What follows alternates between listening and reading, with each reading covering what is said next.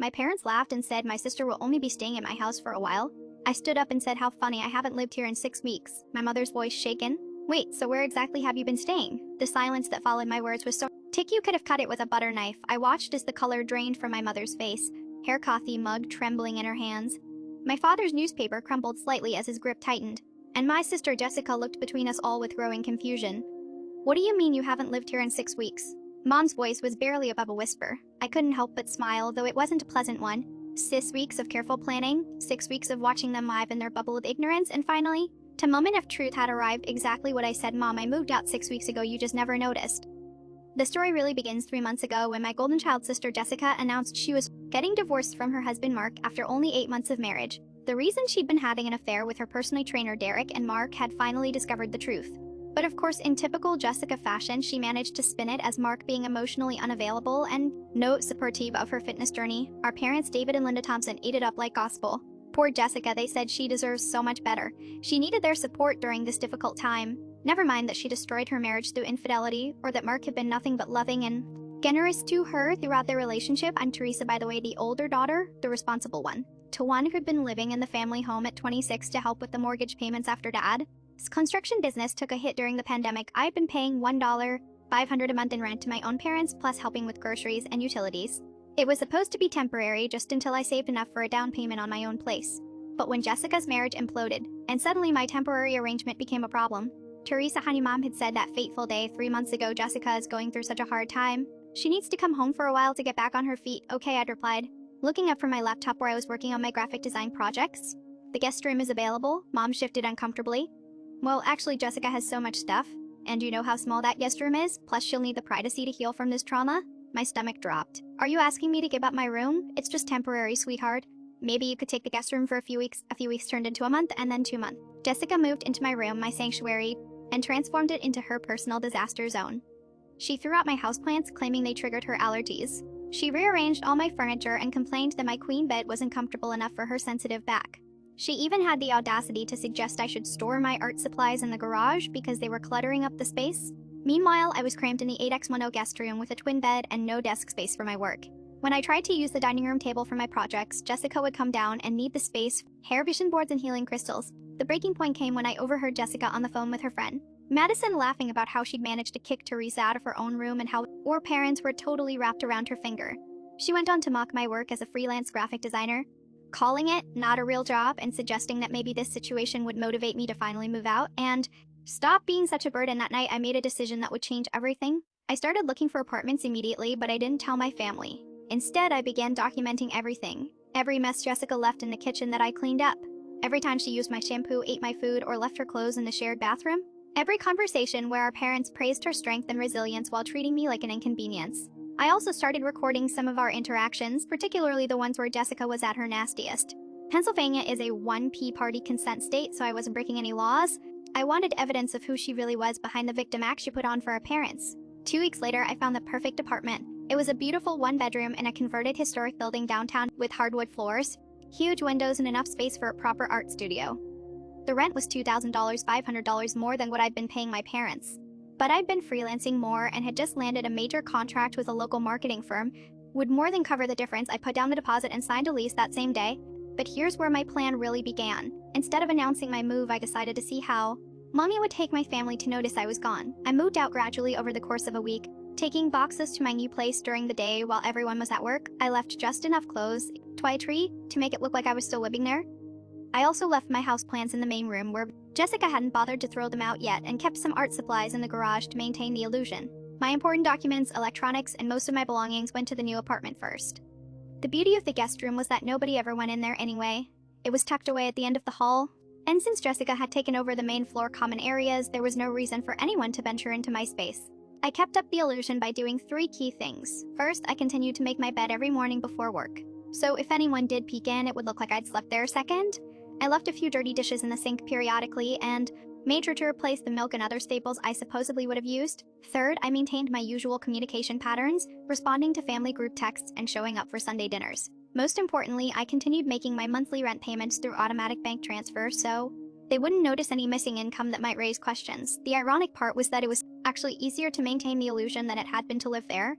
Without Jessica's constant mess and drama, without having to navigate the tension and favoritism, I could just pop in for appearances and leave. I was sleeping better, working more productively, and feeling happier than I had in months. My new apartment became my sanctuary. I had it set up with a separate entrance through the building's parking garage, which made it easy to come and go without neighbors noticing my unusual schedule. I set up my art studio in the second bedroom and started taking on bigger, more lucrative projects. During the day, I worked from home, taking client calls and video meetings from my apartment. While maintaining the fiction that I was still living with my parents, I joined a local artist collective, began showing my work in galleries. I started dating again, something I put on hold while dealing with the chaos at home. After 2 weeks of settling in, I even adopted Luna, a beautiful calico from the local shelter, something I never could have done while living with Jessica, who claimed to be allergic to everything. Week by week, I watched my family through social media and our brief interactions. Jessica continued to milk her victim status, posting dramatic quotes about rising from the ashes and finding strength in adversity. Our parents continued to cuddle her, paying for her gym membership, her therapy sessions, and her frequent shopping trips for self-care. The psychological toll of maintaining this double life was more complex than I'd anticipated. On one hand, I felt liberated and empowered, finally living on my own terms without walking on eggshells around Jessica's moods or our parents' favoritism. On the other hand, there was a deep sadness in realizing how easily I could disappear from their lives without anyone noticing. I started keeping a detailed journal of each day's interactions, partly for evidence and partly for my own sanity. Day 12 came by to grab mail. Jessica using my old room as her personal closet, clothes everywhere.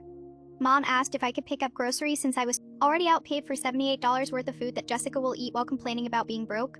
Day 18, Sunday dinner, Dad mentioned the mortgage payment being tight this month. Jessica immediately suggested they could cut back on unnecessary expenses. When Mom mentioned my rent contribution, Jessica said maybe they should look into adjusting it since I barely use any space anymore. They all laughed. I excused myself to the bathroom and cried for 10 minutes. The most revealing moments came during those Sunday dinners.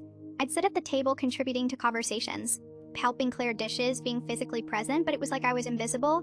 Jessica would dominate every discussion with her latest drama or achievement. She'd gotten a part-time job at a boutique, and our parents treated it like she'd won a Nobel Prize. Jessica's so responsible. Mom would gush, she's really turning her life around. Meanwhile, I just landed my biggest freelance contract ever, worth more than Jessica would make in 6 months, and when I mentioned it, Dad nodded absently and asked Jessica if she needed help with her car insurance payment. The invisibility extended to the physical space too. During week 3, I conducted a little experiment. I rearranged the guest room completely, moving furniture around and changing the bedding. I left it that way for 5 days. Nobody noticed. I could have painted the walls neon green and hung disco balls from the ceiling, and as long as I showed up for Sunday dinner acting normal, they would have remained oblivious. But the most painful realization came during week 4 when I overheard a conversation between my parents that I wasn't supposed to hear. I'd stopped by to grab some art supplies I'd forgotten, and they were in the kitchen discussing finances. We really need to think about raising Teresa's rent. Dad was saying with Jessica's expenses and the house repairs coming up, we could use the extra income. How much were you thinking? Mom asked. Maybe bump it up to $2,000. She's hardly ever here anyway. Always working on those art projects, and it's not like she has any other options at her age. That seems fair, Mom agreed. She should be grateful she has somewhere affordable to live. Most people her age are paying way more for apartments. They were planning to raise my rent by $500. Our room I wasn't even living in, based on the assumption that I had no other choices and should be grateful for their generosity. The casual dismissal of my art projects as if they were a hobby rather than my actual career was the final insult. That's when I started recording conversations more systematically. I bought a small digital recorder and began documenting not just Jessica's manipulative behavior, but also my parents' casual disregard for my contributions and achievements.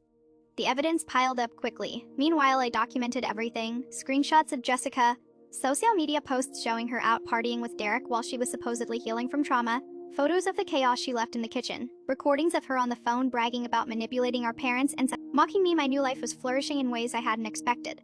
Without the constant stress of navigating family drama, my creativity exploded. I was producing my best work ever. Bold pieces that reflected my growing sense of self-worth and independence. The marketing firm I was contracting with offered me additional projects. Impressed by both my artistic vision and my professionalism, I was making more money than I ever had. Even after paying higher rent for my apartment, I also started building genuine friendships for the first time in years. Living at home had made it difficult to maintain adult relationships, especially when Jessica would monopolize any social gathering with her drama, make a passive-aggressive comments about my friends. Now I had space to host dinner parties, art nights, and casual hangouts. My social life expanded beyond the suffocating bubble of family dysfunction.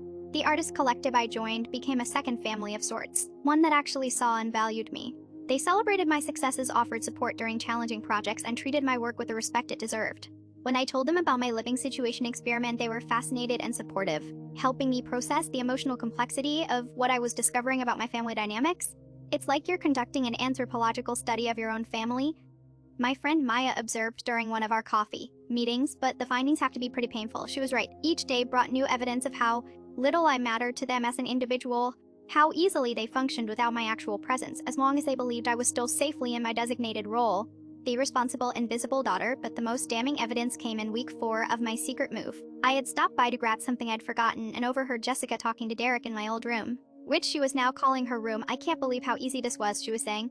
"Teresa's such a pushover, and mom and dad are so desperate to help their precious baby girl that they don't even see how I'm playing them." Derek laughed. "What about Teresa, though? Isn't she pissed about getting kicked out of her room?"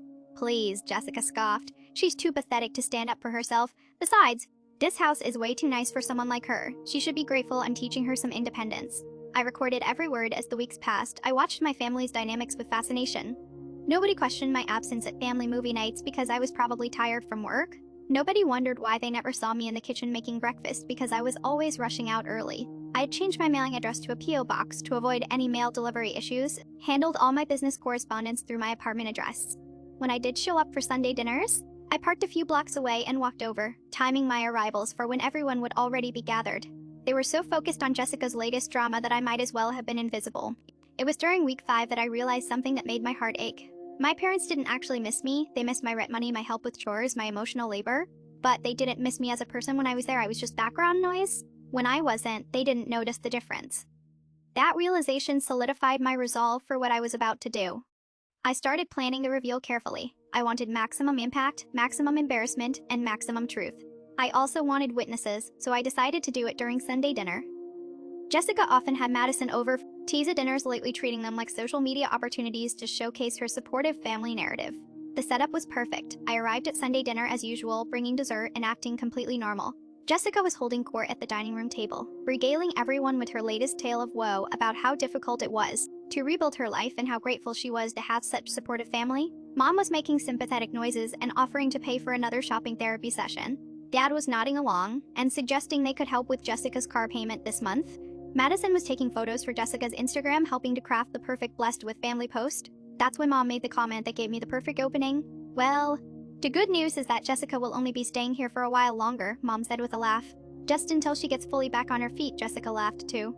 "Yeah, and 10 a.m., Teresa can have her precious guest room back and stop being so grumpy about the whole situation." The table erupted in chuckles. Like I was the unreasonable one for being displaced from my own room. Like I was being childish for not embracing this temporary arrangement had already lasted 2 months with no end in sight. That's when I stood up, smiled, and dropped my bomb. "How funny, I haven't lived here in 6 weeks." The laughter died instantly. You could have heard a pin drop in that dining room. I watched as confusion, then realization, then panic flashed across their faces. Mom was the first to speak, her voice shaking. "Wait, so where exactly have you been staying?"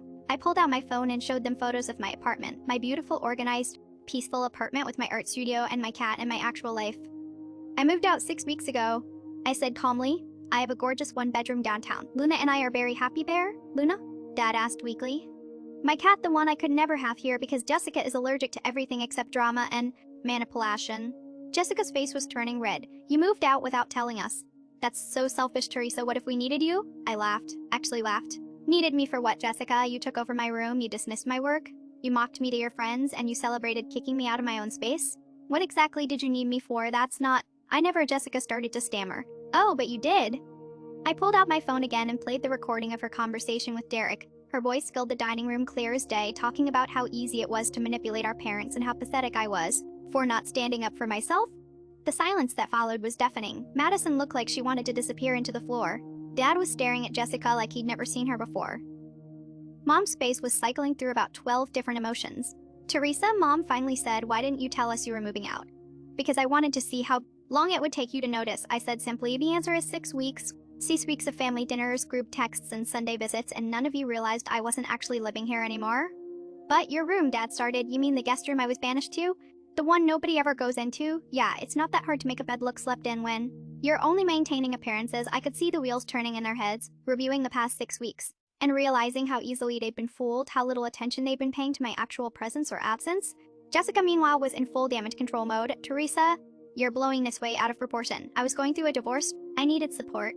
"You were going through a divorce because you cheated on your husband," I said bluntly. And instead of facing the consequences of your actions, you manipulated our parents into making me the casualty of your poor choices. That's not fair, Jessica snapped. Mark was emotionally absent. He didn't understand my needs. I pulled out my phone again and showed them screenshots of Jessica's social media from the past 2 months. Pictures of her out partying, expensive purchases, spa days, and multiple photos with Derek, Taste's personal trainer Sid been cheating with. This is what healing from trauma looks like, I asked, scrolling through the images. Because it looks a lot like a woman who destroyed her marriage and 10 convinced her parents to subsidize her party lifestyle. Madison finally spoke up, her voice small. Maybe I should go. No, stay, I said firmly. You're part of this too. You've been helping Jessica craft this victim narrative, encouraging her entitlement, and participating in mocking me behind my back. You should witness the consequences. I turned back to my parents, who were looking increasingly uncomfortable. Do you want to know what the really sad part is? I continued. I've been paying $1,500 a month to live here, plus groceries and utilities. Even after I moved out, I kept paying rent so you wouldn't get suspicious and ruin my experiment. I've been helping with housework during my visits, contributing to family expenses, and providing emotional support. But the moment your golden child needed something, I became disposable, Teresa. That's not true, Mom protested weakly. Isn't it? I challenged. When's the last time you asked about my work, my art, my life? When's the last time you celebrated one of my achievements or offered to help me with anything? Ye landed that major Patterson creative contract 2 months ago that allowed me to quit my day job and focus on my art full-time. Did you know that? The guilty looks on their faces told me everything I needed to know. I didn't think so, but you know every detail of Jessica's self-created drama, don't you? You know about her gym membership, her therapy sessions, her shopping needs, her emotional state. Minute by minute, Jessica stood up abruptly, her chair scraping against the floor. I don't have to listen to this, you're just jealous because Mom and Dad love me more? The words hung in the air like a toxic cloud. Even Madison looked shocked that Jessica had said it out loud. There it is, I said quietly. The truth. Finally, Mom looked stricken. Jessica, that's not we don't love anyone more. Don't you? I asked, because your actions for the past 2 months have said otherwise. You've prioritized Jessica's comfort over my living situation. You've subsidized her lifestyle while I've been contributing to this household. You've coddled her through the consequences of her own poor choices while treating me like an inconvenience. I gathered my purse and stood up, but here's the thing, I don't need you to love me more. I don't need you to choose me over Jessica, I just needed you to see me, to value me, to treat me like I mattered. And you couldn't even manage that, Teresa. Wait, Dad said, finally finding his voice. We can fix this. Jessica can move back to the guest room, can she? I asked. Because Jessica just told you that you love her more, she just admitted that this whole thing was about establishing dominance over me. Are you really going to ask her to give up what she's claimed as hers? I looked at Jessica, whose face was a mask of fury and panic. Besides, it's too late. I don't want to live here anymore. I've seen who you all really are when you think I'm not watching. I've heard what you really think of me. I've witnessed the family dynamic when you believe I'm safely tucked away and not listening. I walked toward the door, then turned back one more time. Oh, and Mom, Dad, since Jessica just publicly admitted that you love her more, and since you were planning to raise my rent to $2,000 anyway. For a room I haven't slept in for 6 weeks, I assume this makes everything easier for everyone. You get Jessica's happiness and I get my independence. The financial implication hit them like a slap. $1,500 a month gone. Plus my contributions to groceries and utilities. I could see Dad doing the mental math, realizing how much my absence was going to cost them. And Jessica, I said, looking directly at my sister, enjoy explaining to Derek why you're back to living with Mommy and Daddy. I'm sure that's really attractive to a man who, and has already proven he likes women who cheat. I left them sitting there in stunned silence and drove back to my beautiful, peaceful apartment where Luna was waiting for me with purr and headbutts. The aftermath was swift and predictable. Within hours, I had texts from all of them. Mom alternated between guilt and anger, demanding to know why I deceived them and then pleading for me to come home. Work could work this out. Dad focused on the practical, asking if we could discuss the financial arrangement and whether I'd consider helping out with expenses even if I didn't live there. Jessica's messages were pure venom, calling me manipulative, selfish, and cruel for ambushing her in front of Madison. I responded to none of them that night. Instead, I ordered Chinese food, opened a bottle of wine, and worked on a new painting while Luna supervised from her perch on my easel. The next few days brought more messages, phone calls, and even a visit from Mom, who showed up in my apartment after somehow getting my address from my emergency contact information at work. Teresa, honey, we need to talk, she said when I opened the door. Do we? I asked, not inviting her in. This has all gotten out of hand. Jessica is devastated. She's been crying for days. Jessica is devastated that her manipulation tactics were exposed and recorded. I corrected. She's devastated that she can't play victim anymore now that everyone knows the truth. She made a mistake? Teresa, she's young and going through a hard time. She's 20. Mom, I'm 26. Stop treating her like a child and me like I'm disposable. Mom's face crumbled. We don't think you're disposable. We love you. You love the idea of me. You love having a responsible daughter. Helps with expenses and doesn't cause drama, but you don't actually see me or value me as a person? That's not true. I sighed and finally invited her in, mainly because my neighbors were starting to stare. Mom, sit down. I want to ask you something and I want you to answer honestly. She perched nervously on my couch, looking around at my apartment with surprise.